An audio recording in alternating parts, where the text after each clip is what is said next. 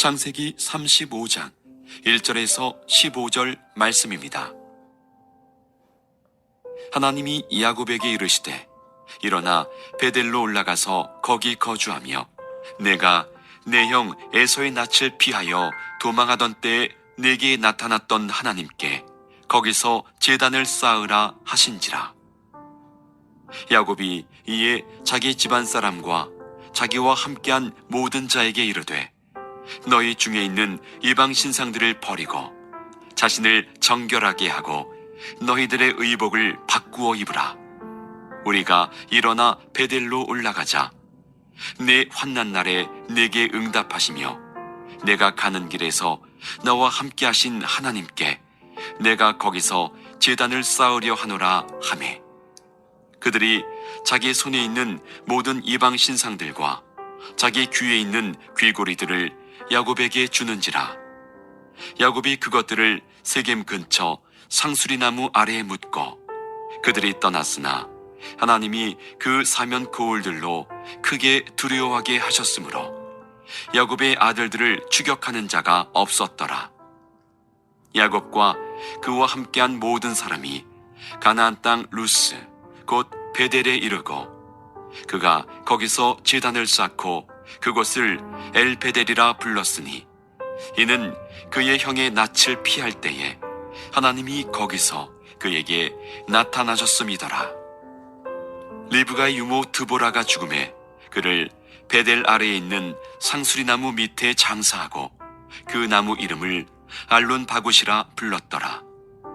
야곱이 밧단 아람에서 돌아오매 하나님이 다시 야곱에게 나타나사 그에게 복을 주시고 하나님이 그에게 이르시되 내 이름이 야곱이지만은 내 이름을 다시는 야곱이라 부르지 않겠고 이스라엘이 내 이름이 되리라 하시고 그가 그의 이름을 이스라엘이라 부르시고 하나님이 그에게 이르시되 나는 전능한 하나님이라 생육하며 번성하라.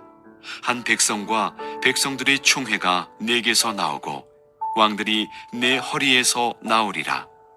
내가 아브라함과 이삭에게 준 땅을 내게 주고 내가 내 후손에게도 그 땅을 주리라 하시고 하나님이 그와 말씀하시던 곳에서 그를 떠나 올라가시는지라. 야곱이 하나님이 자기와 말씀하시던 곳에 기둥 곧 돌 기둥을 세우고 그 위에 전제물을 붓고 또 그 위에 기름을 붓고 하나님이 자기와 말씀하시던 곳의 이름을 베델이라 불렀더라.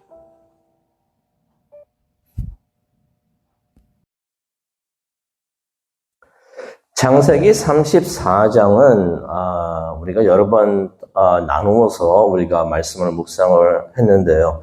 창세기 34장은 어떻게 보면 어둠의 시간이었습니다. 칠흑과 같은 시간이 아니었는가 생각을 해봅니다. 야곱이 그 시간을 보내면서 빨리 이 시간이 지나갔으면 좋겠다. 내가 빨리 이곳에서 이 시간에서 벗어났으면 좋겠다라고 바랐을 것이라고 생각이 듭니다. 반면에 창세기 35장, 이 35장은 밝은 새벽이 비추는 시간이 아닌가 생각이 됩니다. 희망이 있고요, 소망이 가득한 그 시간이 됩니다. 새로 시작할 수 있다. 우리에겐 밝은 미래가 있다라는 그러한 힘을 가지게 되는 소망을 주는 하나님의 말씀이 되겠습니다. 우리가 항상 이러한 소망을 가지고 또 이 소망을 기대하면서 우리가 매일매일 살기를 원하고요. 우리가 살고 있는 그 하루하루가 또 예배드리는 각 시간이 이러한 영적 시간이 되기를 간절히 축원합니다. 야곱이 창세기 34장을 다시 한번 기억을 하시면은 딸이 강간을 당하고 또 아들들이 피비린내 나는 싸움을 하고 이 모든 것을 보면서 야곱이 무척 힘들었을 것이라 생각이 됩니다. 그러면서 안타까운 것이 하나님에 대한 이야기가 한 번도 안 나옵니다. 무슨 말입니까? 그 힘든 시간을 야곱이 지나면서 그때 하나님이라도 함께 동행을 했으면 하나님과 함께 했으면 참 좋았을 텐데 하나님을 만나지 못했다는 이야기가 됩니다. 그런데 여기서 성경을 보다 보면은 야곱이 하나님을 찾았다는 이야기도 안 나옵니다. 그 힘든 시간을 지나면서 하나님 앞에 나와서 무릎을 꿇고 하나님 하면서 하나님을 찾았더라면은 하나님을 만날 수가 있었을 텐데 야곱이 하나님을 찾지도 않았다는 것입니다. 그런데 35장에 오면서부터 가장 먼저 나오는 것이 하나님의 이름입니다. 하나님을 야곱이 다시 만나게 되는데 오늘 이야기는 야곱의 영적 회복에 대한 이야기가 되겠습니다. 아시다시피 창세기 34장에서는 하나님의 이름이 한 번도 등장하지가 않습니다. 이렇게 죄악이 난무하는 것과 그러한 시간에는 하나님께서 함께 하지 않는다는 것을 우리가 깨닫게 되는데요. 하지만 그때도 좀 전에도 제가 말씀드렸던 것처럼 야곱은 물론이고 아무도 하나님을 찾지도 않았다는 것입니다. 근데 야곱의 아들들이 이렇게 잔인하게 복수국을 벌인 후에 또 아들과 야곱이 좀 충돌이 있죠. 왜 이런 일을 했냐고 야곱이 좀 말을 하니까 아들들이 그러면 우리 누이가 이렇게 창녀같이 대접을 받는 거는 아버님께서는 괜찮다는 말씀입니까? 아무런 반응도 안 하고 있었던 그런 야곱에게 아들들이 그렇게 이야기를 합니다. 아마 그 순간에 야곱이 누가 뒤통수를 한번 치는 듯한 영적 충격을 받지 않았었을까 생각을 합니다. 그때 1절을 보니까 35장 1절을 보니까 하나님이 야곱에게 이르시되 그 순간 하나님께서 야곱에게 말씀하시는 것을 야곱이 듣게 됩니다. 아마 깨달았던 것 같습니다. 야곱이 깨달았던 것 같아요. 그 순간들을 겪으면서 하나님을 잊고 있었는데 기도하는 것도 잊고 있었는데 아들들과 그런 충돌이 있은 후에 내가 잘못하고 있었구나. 영적 깨달음이 있었던 것 같습니다. 그러면서 성경에는 나오지 않지만은 야곱이 무릎을 꿇고 하나님을 찾지 않았는가 생각이 드는데요. 왜 그런 말을 하는가? 하나님께서 야곱에게 오셔가지고 말씀하시는 게 일어나서 베델로 가라라고 하나님께서 말씀을 하십니다. 무릎을 꿇고 기도를 하고 있었구나. 하나님 앞에 나와가지고 하나님 하면서 하나님을 찾고 회개하면서 내가 하나님을 떠나 있었습니다라고서 간절히 하나님을 찾고 있었구나 하는 것을 우리가 짐작할 수 있는 부분이 되는 것이 우리가 여기서 찾아보게 됩니다. 하나님께서 다시 야곱에게 말씀을 하시는데요. 그러면서 다시 일어나서 너는 베델로 돌아가라. 하나님께서 이제 다시 한번 그 전에 주셨던 축복을 말씀해 주시고 함께 해 주시는 것을 우리가 보게 되는데 이 말씀을 보면서 그런 생각이 듭니다. 이래서 하나님이 참 좋구나. 하나님이 좋으십니까? 이래서 하나님이 좋구나. 왜냐면요. 우리가 이렇게 야곱처럼 하나님을 안 찾고 하나님과 함께 하지 않고 하나님을 떠나가 있어도 또 하나님께서 말씀을 주셨는데도 그걸 어기고 있고 그래도 번번이 우리가 하나님을 찾고 야곱이 하나님을 찾을 때 하나님께서는 다시 용서해 주시고 우리를 받아주시고 또 우리와 함께 해 주신다는 것입니다. 하나님이 이러한 은혜가 넘치는 하나님, 참 하나님이 좋은 것 같습니다. 그래서 하나님께서 1절에 말씀을 하시는데요. 너는 일어나서 베델로 가서 거기에 머물러라. 거기서 이전에 나타나셨던 하나님께 제단을 쌓아라라고서 하나님께서 말씀을 하십니다. 야곱이요. 무슨 이유였는지는 모르겠지만은 베델로 돌아가지 않았었습니다. 야곱은 분명히 알고 있었습니다. 베델로 가야 된다는 걸 알고 있었어요. 베델로 가야 된다는 걸 알고 있었고 또 나중에는 고향으로 돌아가서 헤브론으로 가서 머물러야 된다는 것을 야곱은 분명히 알고 있었습니다. 그게 하나님의 뜻인 걸 알고 있었어요. 그럼에도 불구하고 야곱은 그곳에 가지 않았습니다. 대신 세겜이라는 곳, 그 근처에 가서 베델 근처에 갔습니다. 근처에 간다고 해서 그곳에 간 건 아니잖아요. 베델 근처 세겜에 가서 그곳에 머물고 있었던 것입니다. 성경을 보면 우리가 알게 되죠. 세겜에 가서 야곱이 한 것이 제단을 쌓고 하나님을 예배를 했던 것입니다. 근데 그런 생각을 해봅니다. 하나님께서는 분명히 베델로 가라고 했는데 야곱은 베델로 가지 않고 세겜에 가서 그 근처에 가서 제단을 쌓고 하나님께 예배를 드렸는데 그렇게 예배하고 있었을 때 하나님께서는 그 기뻐하시면서 그 예배를 받으셨을까? 세겜에서 일어났던 사건들을 우리가 보게 되면은 답을 거기서 우리가 찾을 수 있는 것 같습니다. 하나님께서 하라는 것을 하지 않고 근처만 가서 하나님을 예배한다고 하나님께서는 그것을 기뻐 받지 않으신다는 것을 우리가 깨닫게 되는데 사무엘상 15장 22절에도 말씀이 나오죠. 순종이 제사보다 낫다. 하나님의 말씀을 비슷하게 따라가면서 하나님을 예배한다고 하나님이 기뻐 받지 않으신다는 것입니다. 하나님의 뜻을 찾고 그것을 알고 그대로 행할 때 하나님께서 바로 그 예배, 그러면서 하나님께 올려드리는 그 예배를 하나님께서는 기뻐 받으신다는 것을 말씀을 통해서 다시 한번 깨닫게 됩니다. 그러면서 이제 야곱이 자신은 물론이고 가족의 영적 회복을 이끕니다. 이제야 야곱의 모습, 영적 아버지의 그러한 역할을 하는 야곱의 모습을 보게 되는데요. 오늘 그 내용 간단히 한번 보도록 하겠습니다. 첫 번째는 어떻게 영적 회복을 이끌고 있는가. 2절을 보니까요. 야곱이 모든 사람들에게 이방 신상을 버리라고 말을 합니다. 야곱이 알고 있었습니다. 사람들이 자기 가족들과 종들과 그런 사람들이 우상을 각자 가지고 있었다는 것을 알고 있었어요. 자신이 그렇게 아끼고 있었던 그 아내 라헬도 우상을 가지고 있었습니다. 기억하시죠? 이렇게 집을 떠나오면서 아버지 라반의 우상을 몰래 훔쳐가지고 간직을 하고 있었던 것입니다. 무엇을 의미합니까? 이 사람들이 하나님을 예배한다고 하면서 마음속 깊은 곳에서는 우상을 섬기고 있었던 것이에요. 마음속 깊은 곳에서는 겉에서는 하나님하고 예배하고 있었지만은 마음속 깊은 곳에서는 하나님이 아니라 우상을 의지하고 따르고 있었다는 것을 의미를 합니다. 야곱이 말을 합니다. 그 우상, 그것을 버려라. 영적 회복의 첫 단계가 무엇입니까? 우상을 버리는 것입니다. 이러한 결단이 우리 모두에게도 함께 하기를 바랍니다. 하나님을 예배하지만 혹시나 마음속 깊은 곳에서 아무도 모르는 곳에서 우리가 하나님보다 더 의지하는 것이 있었다면 우리가 그것을 과감하게 버리기를 바랍니다.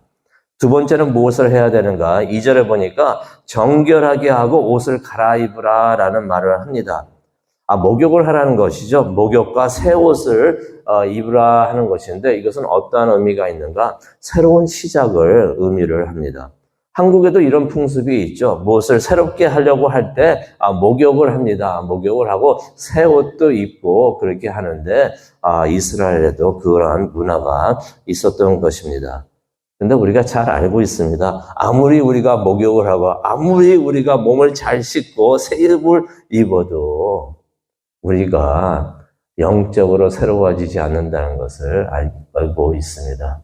아무리 목욕을 해도 우리의 죄가 씻어지지가 않습니다.